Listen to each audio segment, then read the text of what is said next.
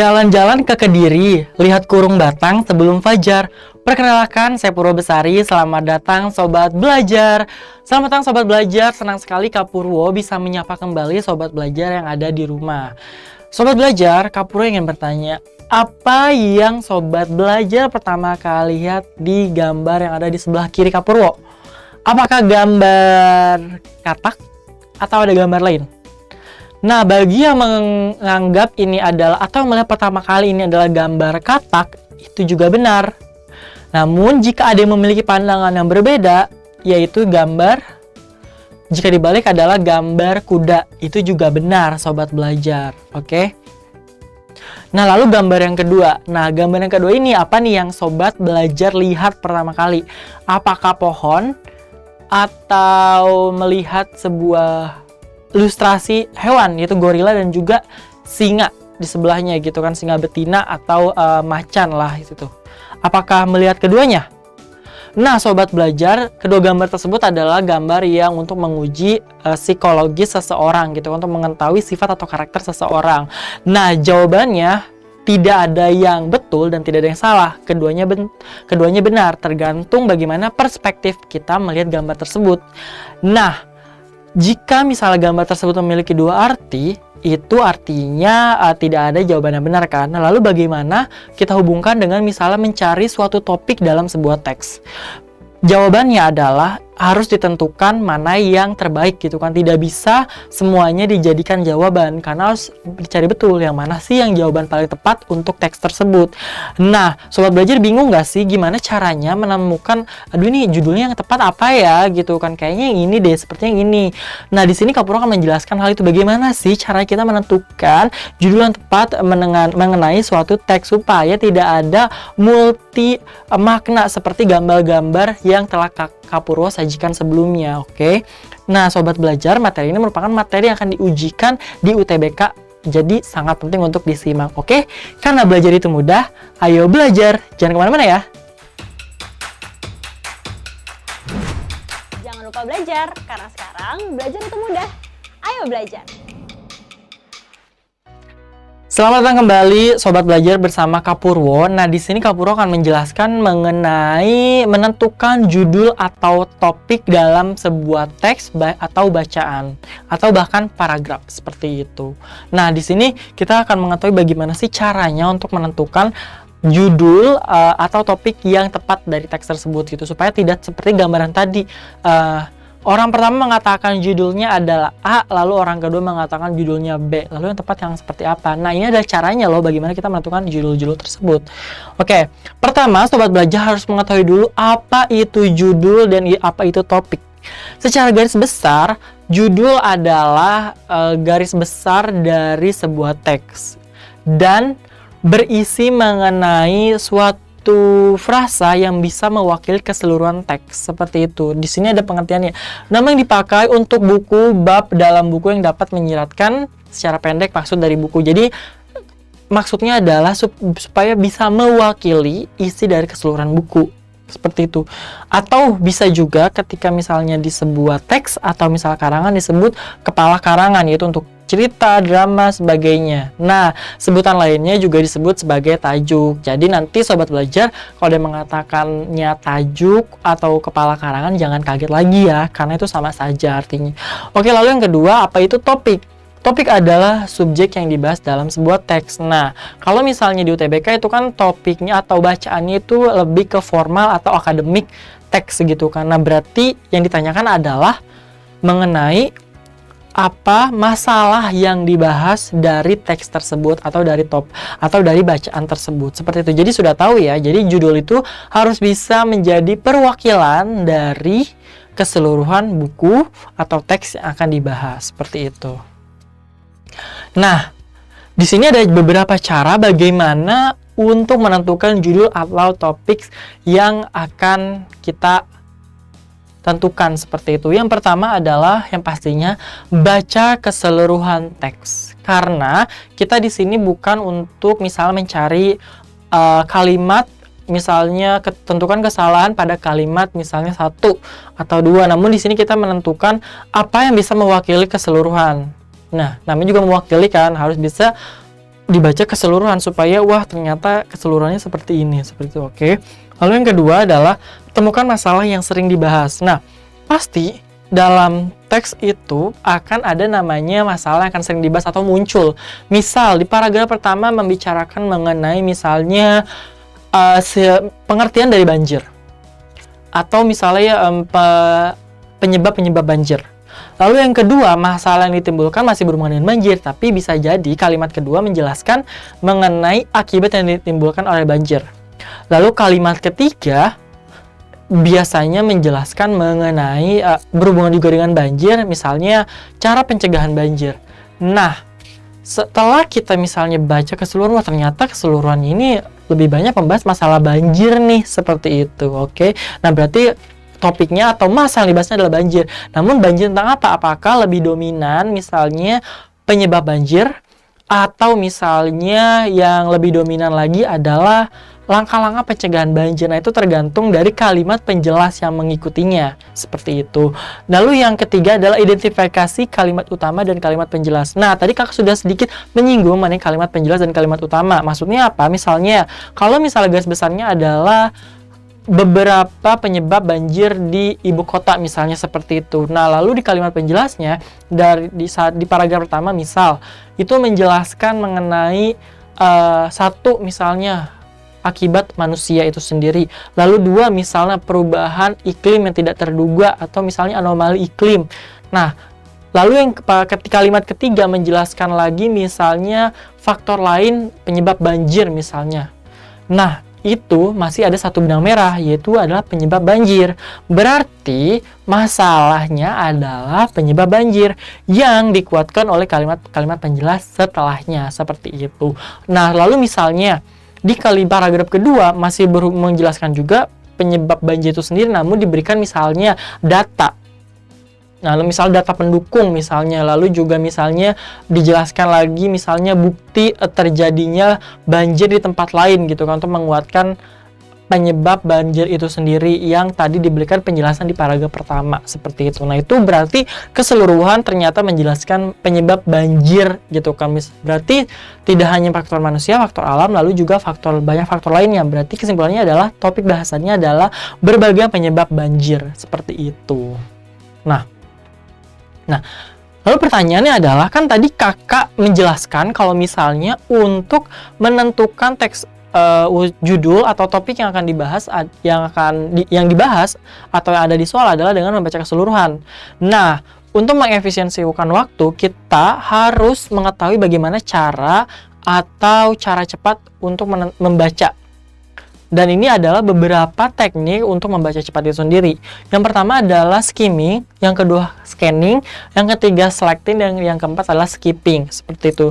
Nah, sobat belajar, mungkin banyak dari sobat belajar yang mengetahui kalau misalnya caranya adalah skimming dan juga scanning. Lalu, tapi ternyata ada cara selecting dan skipping. Nah, yang mana sih kira-kira yang paling tepat untuk menentukan judul atau topik dari sebuah teks gitu kan, berdasarkan dari 4 teknik membaca cepat ini, seperti itu. Jadi kita tidak perlu menggunakan semua teknik ya, namun kita harus menggunakan salah satunya. Oke, sekarang kakak akan bahas dulu mengenai teknik skimming itu sendiri. Nah, teknik skimming atau bahasa Indonesianya itu bisa dikatakan adalah baca layap, seperti itu. Nah, teknik ini yaitu dengan mengambil intisari atau ide pokok tentang suatu bacaan. Jadi di sini kita mengambil gagasannya apa sih yang dibahas, seperti itu. Nah, di sini dibacanya itu tidak kata per kata. Namun misalnya kita langsung mengambil kesimpulan, misal kalimat pertama menjelaskan tentang ini, kalimat kedua menjelaskan tentang ini. Jadi kita membaca keseluruhan tapi dengan kita tidak membaca satu persatu kata gitu kan. Kata pentingnya saja. Misal penyebab terjadinya banjir, penyebab banjir gitu kan, bukan penyebab terjadi banjir, tapi sudah jelas penyebab banjir itu apa, seperti itu. Lalu di sini juga, nah di sini tujuannya atau fungsi dari membaca cepat teknik skimming ini adalah mengetahui secara cepat isi buku dengan menemukan informasi yang menarik. Nah, jadi kita di sini memilih informasi yang menariknya saja atau menyimpulkan gagasan yang menariknya saja, seperti itu. Nah, contoh dari penggunaan teknik ini adalah mengetahui topik suatu teks. Nah, dapat dikatakan bahwa untuk menentukan topik suatu teks, kita bisa menggunakan teknik ini ya. Nah, jadi ini adalah teknik yang bisa kita gunakan untuk menentukan suatu topik dalam sebuah teks. Jadi nanti ketika kita menemukan sebuah teks, wah berarti teknik yang harus kita gunakan adalah apa? Teknik skimming, benar sekali, supaya tidak salah teknik dan bisa mengefisiensikan waktu menjawab soal UTBK. Seperti itu.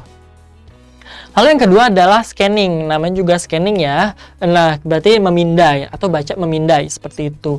Nah, teknik ini membaca cepat dan teliti. Nah, kalau bedanya tadi misalnya teknik skimming adalah kita membaca keseluruhan namun tidak melihat kata perkatanya gitu kan. Kata perkatanya, di sini kita harus sangat teliti gitu kan. Misal kita ingin menentukan misalnya nomor ujian kita dalam misalnya pengumuman, misalnya dalam papan pengumuman suatu kelulusan ujian misalnya UTBK atau SNMPTN gitu kan, misalnya di papan pengumuman misalnya ya, kita menggunakan teknik yang namanya scanning. Kata hanya kita memindai mana sih nomor kita gitu kan, mana sih angka atau nomor seleksi kita, seperti itu. Jadi itu ya tujuan, dan harus teliti gitu, takutnya terlewat seperti itu. Atau misalnya dalam sebuah teks bacaan kita misalnya mencari kata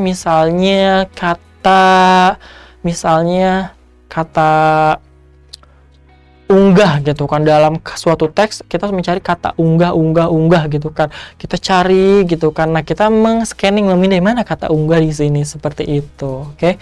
Nah, di sini untuk memperoleh fakta atau informasi tertentu. Jadi tadi misalnya untuk memperoleh tadi faktanya adalah nomor seleksi kita, jadi supaya lebih cepat kita menentukan nomor kita, apakah kita lulus atau tidak berdasarkan nomor tersebut, seperti itu. Oke, ini contohnya ya, yaitu menemukan nomor telepon di buku atau di buku telepon, atau misalnya juga menemukan ujian di papan yang telah kakak jelaskan tadi ya, seperti itu. Oke. Nah, lalu yang ketiga adalah selecting. Namanya juga selecting atau dari yang diartikan seleksi ya. Berarti kita memilih mana saja kata atau yang ingin kita tentukan, seperti itu. Nah, kalau misalnya scanning, kita melihat satu kata atau kita supaya tidak terjadi kesalahan atau terlewat gitu kan informasi yang kita cari, jadi kita harus teliti, memindai. Nah, kalau misalnya selecting, kita langsung menentukan gitu kan. Wah, kata misalnya kita hanya mencari kata nomina atau kata benda saja, kita mencari nomina saja gitu kan. Langsung kita memilih yang bukan nomina, kita tidak cari. Atau misalnya kita memilih dari verba saja gitu kan, lalu kita mencari nih verba yang mana gitu kan, karena salah satu ciri dari adanya misalnya judul untuk teks akademik adalah menggunakan verba, misalnya seperti itu. Nah, jadi kita, wah ini harus ada verbanya nih, misalnya penyebab banjir, atau yang berarti bisa diubah menjadi verba itu menyebabkan banjir gitu kan, hal-hal yang menyebabkan banjir. Nah, seperti itu ya. Nah, itu adalah perbedaan dari selecting. Dan ketika misalnya kita tidak membutuhkan informasi mengenai misalnya kata adalah nomina, berarti kita akan melewati semua kata itu. Atau misalnya kita akan mencari informasi atau memilih informasi mengenai pengunggahan artikel ilmiah ke internet misalnya, seperti itu. Berarti di luar itu kita tidak akan membaca, karena kita memilih hanya mengenai kalimat atau penjelasan mengenai hal tersebut. Jadi kita memilih gitu. Kalau scanning, kita harus membaca atau kita membaca keseluruhan, mau itu informasinya tentang unggah artikel ilmiah ke internet atau tidak, seperti itu. Nah, contohnya di sini adalah satu, membaca judul berita di surat kabar gitu. Misalnya kita memilih berita atau info orang hilang. Nah, berarti kita langsung memilih, wah ini bukan berita info orang hilang, lewat. Oh, ini dia di kolom ini mengenai berita info atau info orang hilang di tajuk berita info orang hilang, seperti itu. Nah, yang keempat adalah skipping atau baca lewat. Nah, baca lewat ini kurang lebih adalah melewati bacaan yang tidak diinginkan gitu kan.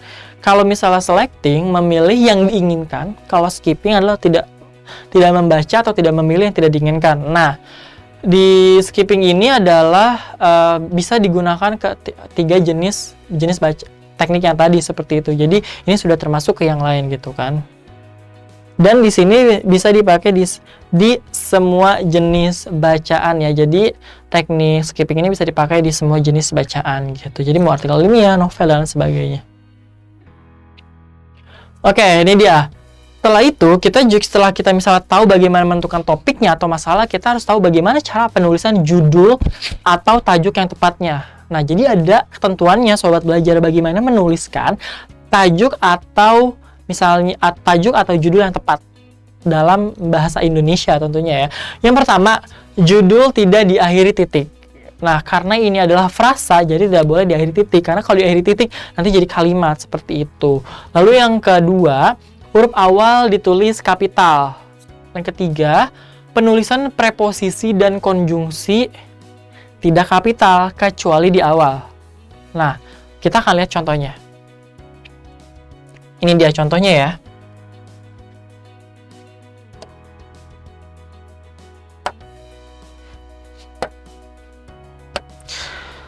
Nah, ini dia contohnya ya. Judul tidak diakhiri titik. Nah, di sini tidak ada titik ya, sobat belajar ya. Nah, di sini tidak ada titik. Dan setelah itu huruf awal ditulis kapital. Nah, di sini kapital semua ya hurufnya. T-nya kapital, tingkat T-nya kapital, tragedi T-nya kapital, lalu juga dengan D-nya kapital. Loh Kak, kata kakak tidak boleh ditulis kapital kalau misalnya dia itu adalah konjungsi gitu kan. Tapi di sini ada kecuali di awal judul. Nah, di sini ada pengecualiannya di awal judul. Nah, di sini dengannya adalah konjungsi yang ditempatkan di awal judul. Jadi boleh untuk kapital seperti itu.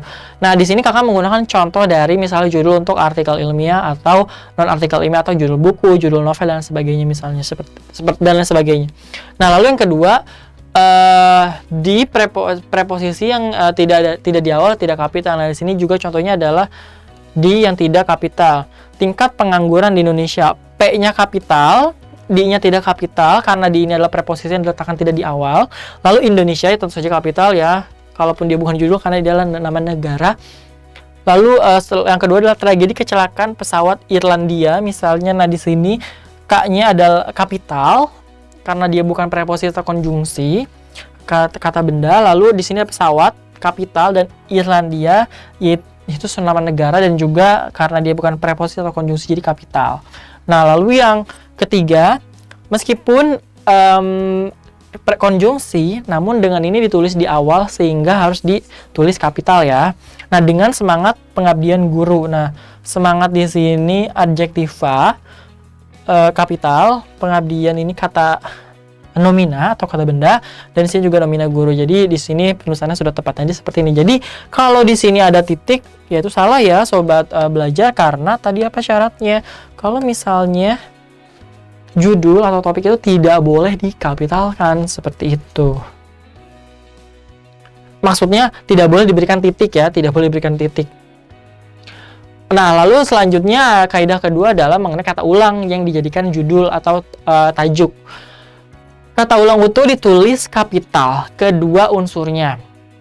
Lalu kedua, kata ulang berubah bunyi atau berimbuhan ditulis kapital hanya di unsur pertama. Maksudnya apa? Kakak berikan contohnya ya. Nah, ini dia contohnya.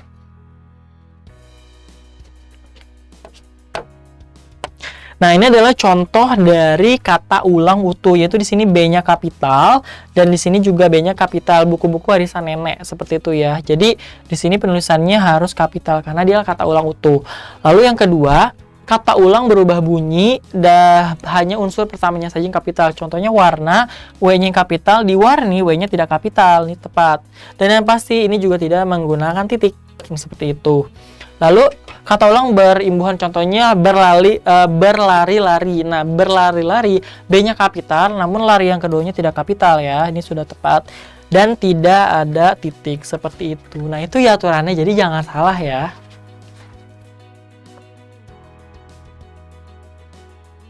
Nah, sekarang kita akan mencoba menjawab soalnya ya, baik contoh dari menentukan judul atau tajuk yang tepat dari sebuah teks. Nah, ini ada sebuah teks, kita akan baca terlebih dahulu ya.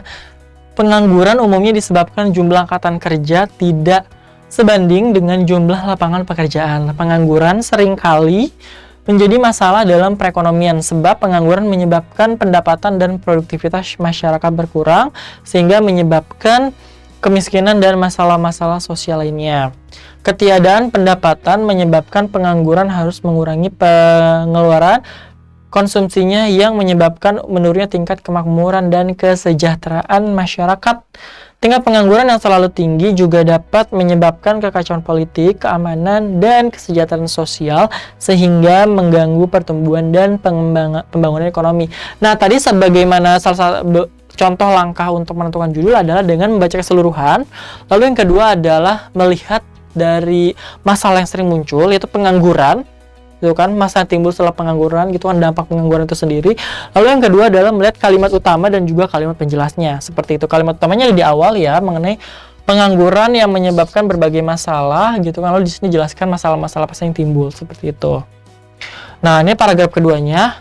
Kita akan lihat pengangguran yang berkepanjangan juga dapat menimbulkan efek psikologis yang buruk terhadap penganggur dan keluarganya. Akibat jangka panjangnya adalah menurunnya GNP dan pendapatan per kapita suatu negara. Di negara-negara berkembang seperti Indonesia dikenal istilah pengangguran terselubung, di mana pekerjaan yang semestinya dapat dikerjakan dengan tenaga kerja sedikit malah dikerjakan oleh banyak orang. Hal tersebut sering terjadi di negara berkembang yang populasinya besar sehingga menciptakan surplus dalam angkatan kerja. Nah, kalau misalnya tadi menjelaskan di paragraf sebelumnya adalah masalah pengangguran dan tidak terserapnya angkatan kerja di kalimat awal. Lalu juga di kalimat kedua di kalimat selanjutnya menjelaskan mengenai permasalahan timbul bagi individu dan juga bagi kesejahteraan sosial dan juga keamanan suatu negara terhadap pertumbuhan ekonomi. Di paragraf ketiga juga menimbulkan efek psikologis terhadap penganggur dan keluarganya. Dan ternyata efek psikologis ini membuat jika jangka panjang kalau menurunnya GNP atau Gross National Product atau pendapatan bruto nasional suatu negara seperti itu, dan menyebabkan pendapatan per kapita suatu negara turun. Jadi pendapatan per kapita setiap kepala keluarga di Indonesia akan turun jika masalah pengangguran tidak diatasi karena efek psikologis itu sendiri. Oke, jadi intinya berhubungan dengan masalah ekonomi ya, seperti itu pengangguran itu sendiri. Oke, nah kira-kira judul yang paling tepat untuk teks tersebut apa ya, sobat belajar? Oke. Pertama, di sini adanya pengangguran di Indonesia. Nah, benar sekali, ini adalah masalah pengangguran di Indonesia. Namun ini masih terlalu umum, sobat belajar. Nah, ini masih terlalu umum ya.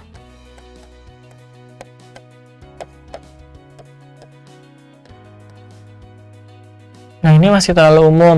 Lalu yang kedua, pengaruh pengangguran terhadap kemakmuran. Seperti itu kan. Nah, apa sih pengangguran terhadap kemakmuran? Jawabannya tidak makmur ya, tapi bukan masalah kemakmuran saja, namun juga permasalahan lainnya yang menyebabkan permasalahan ekonomi. Seperti itu. Nah, kita akan cari nih, di mana permasalahan ekonomi ditimbulkan. Oke.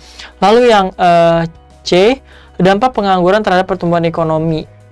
Nah, atau dampak pertumbuhan terhadap pembangunan negara, atau E, pengangguran sebagai penyebab macetnya ekonomi. Nah, yang pasti di opsi D ini tidak tepat ya, karena bukan dampak pertumbuhan tapi dampak pengangguran. Di sini juga sudah salah. Lalu yang E, pengangguran sebagai penyebab macetnya ekonomi. Nah, di sini bukan menjelaskan mengenai pengangguran sebagai penyebab macetnya ekonomi, namun menjelaskan bahwa dampak pengangguran itu terhadap pertumbuhan ekonomi, seperti itu ya, gitu. Kalau sama kemakmuran, kenapa tidak dipilih? Karena tadi tidak hanya membahas mengenai kemakmuran, tapi secara keseluruhan atau garis besarnya ini adalah terhadap pembangunan ekonomi sendiri. Contoh tadi efek psikologis kepada orang-orang ternyata jangka panjangnya terhadap GNP dan menurunkan pendapatan per kapita. Pendapatan per kapita kan berhubungan dengan pertumbuhan ekonomi suatu negara. Lalu yang kedua, jika membicarakan masalah kemakmuran, itu hanya salah satu pernyataan atau kalimat penjelas di teks tersebut. Jadi bukan seperti itu. Jadi yang paling tepat adalah dampak pengangguran terhadap pertumbuhan ekonomi, seperti itu.